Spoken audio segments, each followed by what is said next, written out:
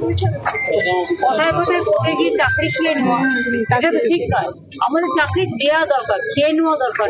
আজকে রায়ে একটা কথা বলা হয়েছে, টিচাররা জাস্টিস পেয়েছে এবং তাদের পরিবারগুলো সেভ হয়েছে। কথায় কথায় কোর্টে গিয়ে চাকরি খেয়ে নেওয়া, এটা তো ঠিক নয়। আমাদের চাকরি দেওয়া দরকার, খেয়ে নেওয়া দরকার। আজকে রায়ে একটা কথা বলা হয়েছে, টিচাররা জাস্টিস পেয়েছে এবং তাদের পরিবারগুলো সেভ হয়েছে। কথায় কথায় কোর্টে গিয়ে চাকরি খেয়ে নেওয়া, এটা তো ঠিক নয়। আমাদের চাকরি দেওয়া দরকার, খেয়ে নেওয়া দরকার। আজকে রায়ে একটা কথা বলা হয়েছে, টিচাররা জাস্টিস পেয়েছে এবং তাদের পরিবারগুলো সেভ হয়েছে। কথায় কথায় কোর্টে গিয়ে চাকরি খেয়ে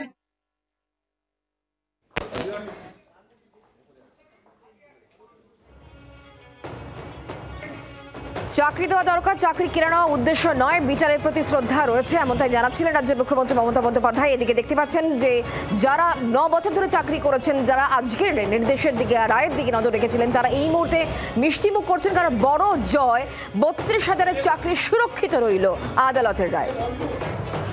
এবং এই জায়গা থেকেই তৃণমূল কংগ্রেস যেরকম দাবি করছে যে তারা বারবার দাবি জানিয়ে আসছিল, দুর্নীতি হয়েছে কয়েকটা ক্ষেত্রে, কিন্তু সেই কয়েকটা ক্ষেত্রের জন্য সামগ্রিকভাবে এই বিপুল যে রায়, 32,000 চাকরি বাতিলের যে রায় অভিজিৎ গঙ্গোপাধ্যায় দিয়েছিলেন, সিঙ্গেল বেঞ্চ দিয়েছিল, তার রাজনৈতিক উদ্দেশ্য প্রণোদিত। খুব স্বাভাবিকভাবেই গোটা বিষয়টা নিয়ে রাজনৈতিক চর্চা আরও চড়বে। তবে আপাতত সেলিব্রেশনের ছবি আপনাদের দেখাচ্ছি হাইকোর্টের সামনে, যেখানে মিষ্টিমুখ চলছে। যে 32,000 শিক্ষক একেবারে উদ্বিগ্ন হয়ে তারা অপেক্ষায় ছিলেন যে রায় কোন দিকে যায়, সিঙ্গেল বেঞ্চের রায় বহাল থাকে কিনা, তারা অনেকটা স্বস্তিতে এবং তারা চাকরি করতে পারবেন।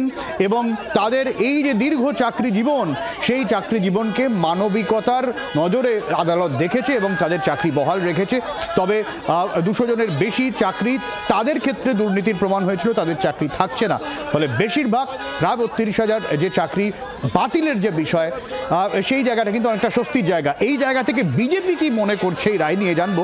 দেবজিৎ সরকার রয়েছেন আমাদের সঙ্গে টেলিফোনে। দেবজিৎ বাবু, আমরা বরাবর আমাদের দিক থেকে পরিষ্কার, আমরা চাই যারা চাকরি যোগ্য চাকরি পাচ্ছেন, যারা কোনো রকম চুরি করেননি, কোনো রকম পয়সার বিনিময়ে চাকরি পাননি, তারা চাকরি পাবেন, তারা চাকরিতে বহাল থাকবেন। আর যারা চাকরি মানে দুর্নীতি করে পেয়েছেন, যারা সেটা যদি তদন্ত করে পাওয়া যায় যে দুর্নীতিতে কোথায় কে আছেন, তারা চাকরি করবেন না। সরকারের পয়সায় দুর্নীতিকারীদের চাকরি বা তাদের বেতন দেওয়া হবে। কিন্তু এর থেকেও বড় কথা, কারা এই দুর্নীতির মাথা, কারা দুর্নীতি করেছেন, কার অনুপ্রেরণায় এই দুর্নীতি হয়েছে, সেটা সবাই জানে। বিভিন্ন রকম তদন্ত সংস্থা আর বিচার প্রক্রিয়ার নামে যা চলছে, তাতে কিছু মানুষ প্রহসন মনে করছেন। এই হতাশা থেকে বাংলার মানুষকে বেরোতে হবে। বাংলার মানুষ জানেন যে এই প্রক্রিয়ার মাথায় যারা বসে আছেন, তারা প্রত্যেকেই তৃণমূল কংগ্রেসের লোক। চাকরির নামে প্রতারণা যারা করেছেন, তারা সবাই তৃণমূল কংগ্রেসের লোক এবং তৃণমূল কংগ্রেসের নেতৃত্বেই প্রশাসনিক দুর্নীতি হয়েছে। তাই জন্য আগামী 26-এর নির্বাচনে পশ্চিমবঙ্গের মানুষের বিরুদ্ধে তৃণমূল কংগ্রেস যে যুদ্ধ ঘোষণা করেছে, সেই যুদ্ধে তৃণমূল হারবে, পশ্চিমবঙ্গের মানুষ জিতবে, বিজেপি ক্ষমতায় আসবে। অনেক ধন্যবাদ দেবজিৎ বাবু। সুজন চক্রবর্তী আমাদের সঙ্গে এই মুহূর্তে টেলিফোন লাইনে রয়েছেন। সুজন বাবু, স্বাগত 24 ঘন্টায়। জানতে চাইবো, 32,000-এর চাকরি বহাল রইল এবং সেখানে মুখ্যমন্ত্রী বলছেন আদালতের মতো বিচার করেছে, কিন্তু চাকরি যারা ফিরে পেলেন তারা অনেকে বলছেন সিঙ্গেল বেঞ্চের রায় উদ্দেশ্য প্রণীত ছিল। সকালে আপনি যখন জিজ্ঞেস করেছিলেন, আমি তখনই বলেছিলাম, প্রথম দিন থেকে আমরা বলছি যে এর মধ্যে বেশিরভাগ যোগ্য এবং তারা বঞ্চিত হোক, এটা হওয়া উচিত হবে না। তাদের যাতে বঞ্চনার শিকার হতে না হয়, কায় মনোবাক্যে, এটা হচ্ছে আমাদের মনোভাব। আমি সকালেও বলেছি, প্রথম দিন থেকে বলছি, গত 1-1.5 বছর ধরে বলে যাচ্ছি। যথাযথ চালের মধ্যে কাকড়গুলো যে ঢুকিয়ে দিয়েছে, সে ঢুকিয়ে দিয়েছে বলে কাকড়গুলো আলাদা করলো না, সরকারের দোষ। তার জন্য যোগ্যরা বঞ্চিত হোক, এই দুশ্চিন্তার থেকে তারা যে মুক্তি পেলেন প্রাথমিকভাবে, সেটা আমার ঠিক বলে মনে হচ্ছে যে এই মুক্তিটা দরকার। কেননা যে পেয়েছে তার তো অপরাধ নেই, সরকারের অপরাধের জন্য কেন ফেসে যাবে, এটা হওয়া উচিত নয়।